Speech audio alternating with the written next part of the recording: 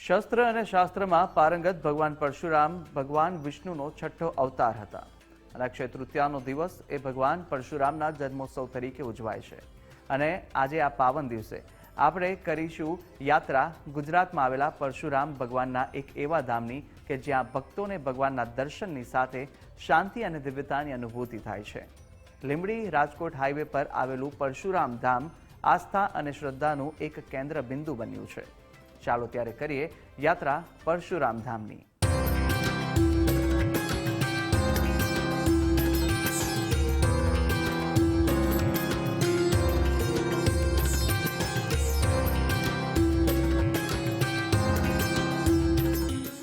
અશ્વત્થામા બલિવાર્ષ્યો હનુમાનશ્ચ વિભીષણ કૃપા પરશુરામશ્ચ સપ્તૈતે ચિરંજીવિનઃ।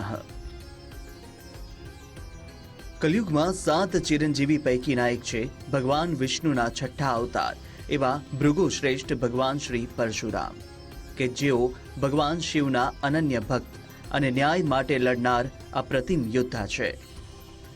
બ્રાહ્મણ કુળમાં જન્મ છતાં અક્ષરશઃ ક્ષત્રિય ધર્મ પાળનાર ભગવાન પરશુરામના આમ તો અનેકો મંદિર છે, જેમાંથી એક છે ગુજરાતના સુરેન્દ્રનગર જિલ્લામાં લીંબડી રાજકોટ હાઈવે પર પરશુરામ દાદાનું ભવ્ય મંદિરનું નિર્માણ કરવામાં આવ્યું છે, જે સમસ્ત બ્રાહ્મણોની એકતા, ઉર્જા અને અખંડિતતાનું કેન્દ્ર બિંદુ બની ગયું છે।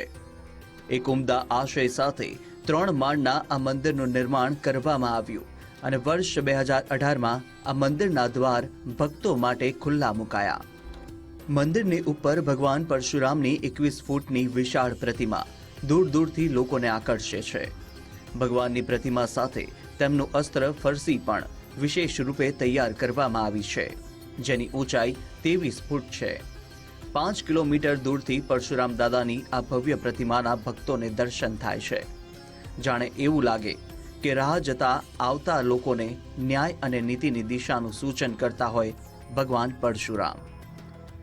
મંદિરના ગર્ભગૃહમાં ભગવાન પરશુરામની સાથે દેવાધિદેવ મહાદેવ અને વેદ માતા ગાયત્રીજીની પ્રતિમા પણ સ્થાપિત છે।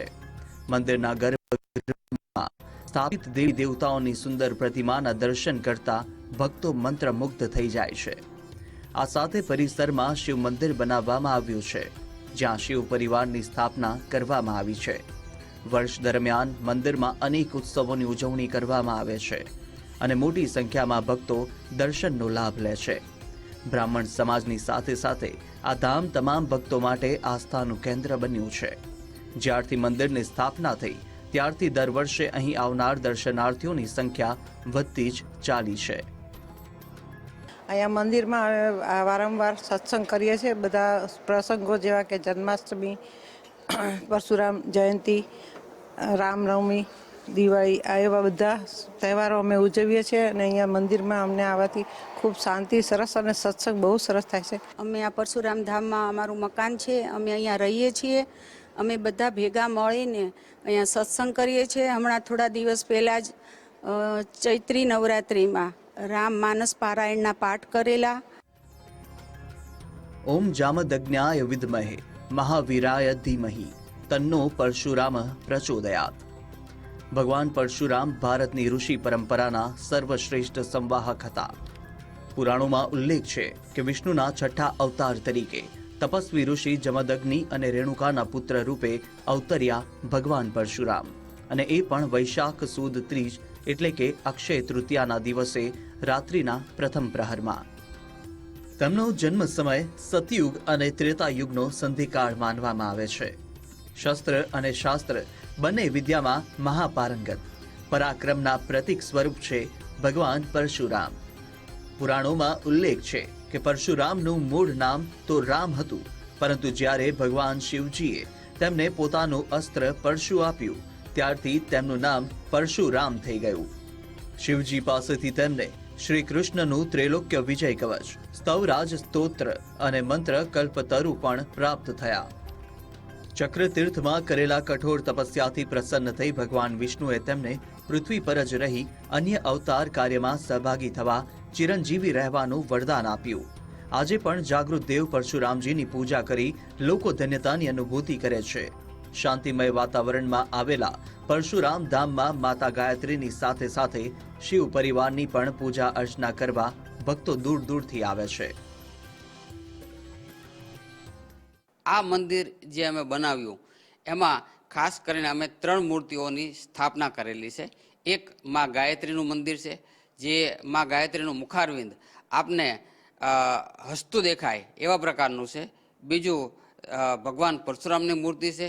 ત્રીજું શિવ મંદિર બનાવેલું છે. ઉપરાંત આ મંદિર અમારું ઉપર 3જા માળે હોવાથી નીચે પણ એક શિવ મંદિર વિશેષ બનાવેલું છે કે જેથી સિનિયર સિટીઝનોને પણ કોઈ તકલીફ નહીં પડે.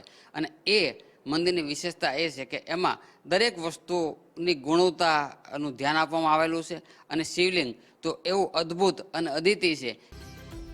પરશુરામ ધામ ટ્રસ્ટ તરફથી મંદિર પરિસરમાં યજ્ઞશાળા, કસરત માટેના સાધનો, કલા કેન્દ્ર તેમજ સંત કુટીર બનાવાઈ છે.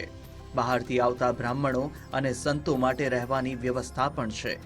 એટલું જ નહીં, પરશુરામ ધામ સંસ્થા તરફથી 91 મકાનો પણ બનાવવામાં આવ્યા છે. આ સંસ્થાની અંદર કુલ 6 એકર અને 10 ગુંઠા જમીનની અંદર બનાવેલી છે, જેમાં બ્રાહ્મણોના 91 નિવાસસ્થાનો આવેલા છે 1 BHKના. મુખ્ય ઉદ્દેશ અમારો વીકેન્ડ હોમ તરીકે હતો અને અત્યારે 12 થી 15 ફેમિલી રહે છે. મહાપરાક્રમી પરશુરામજી શસ્ત્ર વિદ્યાના મહાન આચાર્ય ગુરુ હતા. તેમને ભીષ્મ, દ્રોણ અને કર્ણને ધનુ વિદ્યાનું જ્ઞાન આપ્યું હતું. કલ્કી પુરાણમાં ઉલ્લેખ છે કે જ્યારે ધર્મની સ્થાપના કરવા ભગવાન કલ્કી અવતાર ધારણ કરશે તે સમયે પરશુરામ તેમના ગુરુ બની તેમને યુદ્ધ કલા, અસ્ત્ર શસ્ત્ર વિદ્યા અને રણનીતિનું જ્ઞાન આપશે.